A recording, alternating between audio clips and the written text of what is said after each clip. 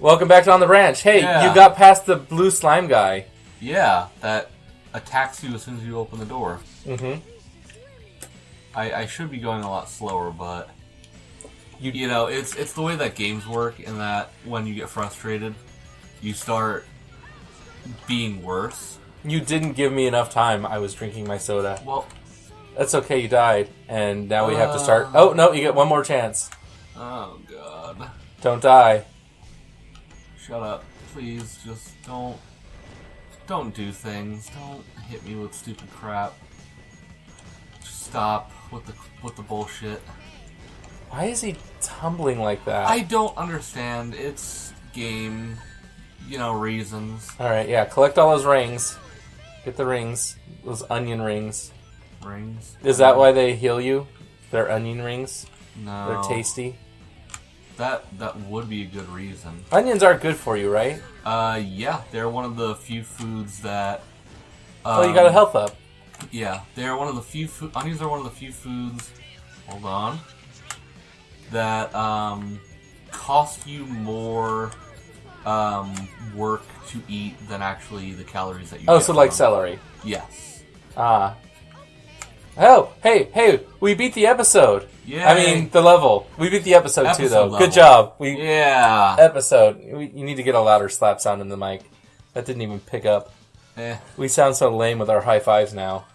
It's because I'm tired. Rank E. That's how bad you are. Because I died like 7 times. Oh, man. So, John, we gotta go, I think it's 170-something more emblems. Only? Only. Wait, we're gonna 100%... We're not 100%ing this. Fuck no, are you kidding? Chao World. Did you it's go here on purpose, or did it just No, I send you accidentally here? grabbed a key because you remember that one switch behind...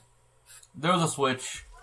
It caused me to accidentally pick it up. Alright, let's hope by the time this airs, since it'll be 4 months, that we have fans and someone will send me a Chao. I want a Chao. You mean, no. Yeah, a Chao doll. Give me a Chao doll. No. If you're good at sewing, make me a Chao doll. No. I want one. We're Stop shilling. being a fucking beggar. I will beg for a Chao doll. I want one so badly. Oh, plot's happening. Yeah. Amy is a generic girl character. They cut off my radio at exactly the point that I said. Yeah.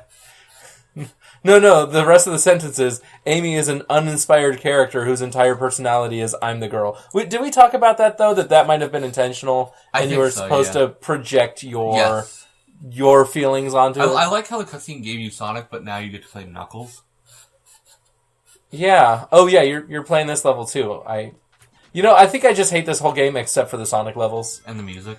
The music is amazing, but we can't hear the music because our TV doesn't have outputs on it, so we basically have to play nearly muted.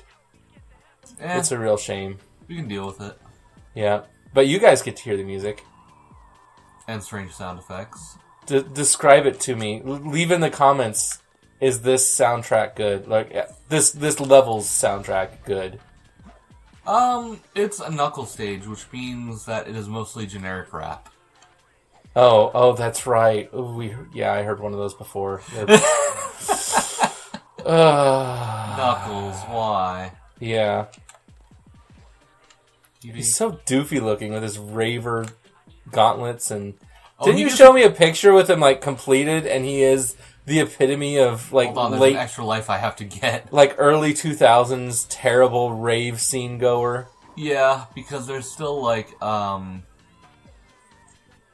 we still gotta get, like, glasses, and I think there's one more thing. Oh, I didn't tell you, we went to a Christmas party, and I was buying the eggnog, and this is a party about 20, 30 people showed up to, so I bought 2 gallons of eggnog, which was way too much.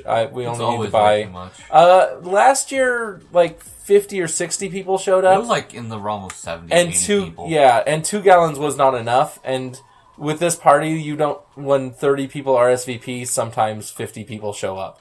And sometimes 20 people show up. So 2 gallons was, like, the safe bet. Anyway, we only drank, like, less than 3 quarts at the party, so I ended up drinking 3 quarts over the next week before the eggnog went bad. But I love eggnog, so it's fine. The point was... It's disgusting. I was in the Costco, the company of cost. The company of costing you things? Yeah. That name isn't the best, right? Or maybe it's supposed to be like cost cutting, but it's cost company, right? Yeah. So it's a terrible name. Anyway, when I got out of the store, there was what is called a chick track on the window. In fact, did we keep the chick track? I might have thrown it away. Chick track? Chick tracks are this amazing thing made by some guy named Chick, like his last name is Chick. And they're these things that try to convince you to like be religious or be more religious. Usually they'll have like they'll write in the address of the church that put them, like they're famous for people handing them out on Halloween instead of candy, which is probably really should be lame. Yeah, I would prosecute that person for child abuse. You died. No. Oh, are you gonna live? Good job, you didn't die. I'm Knuckles. It's almost impossible to die because I'm made of nails. Yeah, you have to fall off of one of the lowest platforms. So yeah, this one was just, I think it was like the nativity story, but it was really funny to me. Like, I think it's safe I didn't quite see the humor in it, but... Well, no, it was funny to me because of how bad and inaccurate it was. Because these things are famous for being, like, biblically inaccurate and...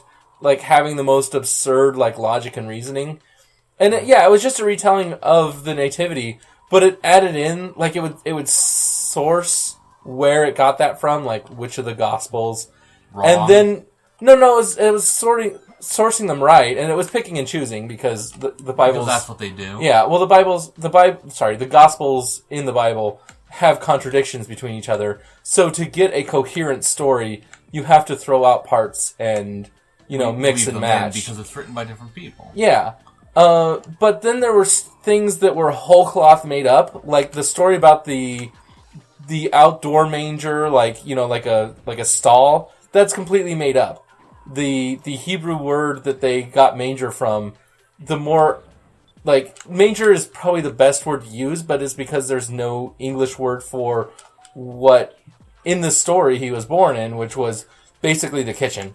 Yeah. It was a kitchen where some of the animals that can't stand the cold are let in at night. Like a dirty kitchen. So not and the whole part where they just completely fabricate that it's in the winter, like nowhere in any Bible verse. So it was just funny to see this piece of paper that has just random assertions, and it's finally like it was clearly somebody from a church that placed it on my car windshield. Yeah. So, I don't get, like, are you the exact same church of this guy? Or maybe it was a salesperson. Maybe because they didn't sign it. Because I would have actually, like, I love to engage. Really, you know me. I love engaging. Yeah, you go talk to the hecklers and fucking Comic-Con places, stuff like that. I don't really, well, some of them are hecklers, but a lot of them are just good people that, they have... So, John, I'd just like to let you know, that took 5 minutes to find the first emerald. Oh, just to let you know. My opinion is no one ever talked themselves out of an incorrect belief. Well, okay, that's not true. Sometimes people do, but it's incredibly rare for someone to just say, "Hey, I'm going to examine my beliefs and think about it." Usually, you have to be challenged by someone from the outside. So, yeah. Not only do I want to challenge other people, I want other people to challenge me. You want people to make people think? Yeah, well, because I would probably consider myself like a wishy-washy deist agnostic if I had never been challenged on my beliefs, because I just never would have even thought about them. Because why would you commit the time? Yeah, because like most Americans, I haven't thought about the religion I grew up in since I stopped having to go to church sometime in my teenage years. Although for me it was even younger. It was about 8 or 9. Anyway, this is a boring topic. Yeah, kind of. I'm trying to find emeralds. So, I don't know if you noticed, this is an extremely vertical stage. I don't know if you noticed, but there are people in Syria dying right now. Are they? I mean, technically, because, people get old and then die. Yeah, well, I mean, unless something very wonderful has happened between us recording this and it going on YouTube, there are probably still people dying in Syria from the Civil War. Okay, I was going to say the Civil War, because there's a lot of reason why people could be dying. Right, but I mean, due to the violence and turmoil from the Civil War and ISIS, which I personally consider part of a civil war, but obviously they do other things that we don't like. Yeah. Well, even their participation in the Civil War, most people in the United States aren't too happy about. But, yeah, I was thinking about it. I was like transitioning. See, I took a thing you said. Good job. Yeah. You're doing I posted about this on Facebook, but, I don't have any friends, so nobody saw it. It was this thing I don't understand. I'll be your friend. Every first world country, as we would call it, every developed country, is having a hard time taking in refugees.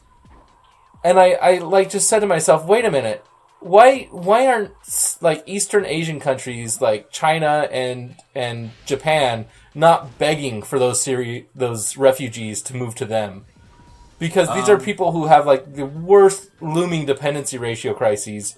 Japan's already in its dependency ratio crisis. What do you mean its dependence ratio? Okay, so the dependence ratio is the description of how many people are of working age versus not. So how many people are being taken care of by parents or by the social welfare systems like Social Security. Mm-hmm. Social Security isn't quite a social welfare system, but you know what I mean.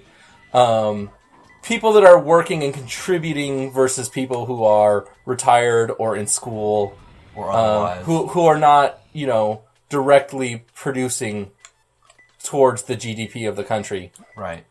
And for 30 years, China, they've just gotten rid of their one-child law. Oh, really? I didn't hear about that. Yeah, they got rid of it months ago, but yeah, it's recent. They got rid of it in 2015. The problem is, they've already screwed themselves because everyone under the age of 30 just about is an only child.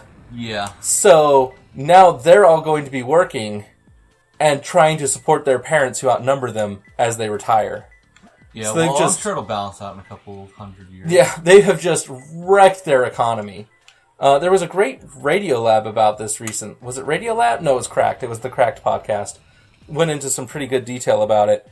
And yeah, to me, the solution to that, and Japan has already started doing this, they're trying to get immigrants from ages 20 to 35 to help improve that ratio of people working versus people not working. Yeah, I think that makes sense. And so I just China, you should be begging for these people. Be like, hey, learn Chinese. We'll support you for a couple years while you get on your feet. Don't even go back to Syria after the war. Just stay here. Yeah, just pay our taxes. Yeah, stay here and pay taxes and work in a factory, or forever making iPods. Be part of the Chinese economy. Hey, you beat the level. Yeah. Just in time, too, for me to stop talking about this because it was getting boring. Oh, no, because next time on the branch. It was a wonderful, wonderful thing. Never mind. Next time on the branch, everybody.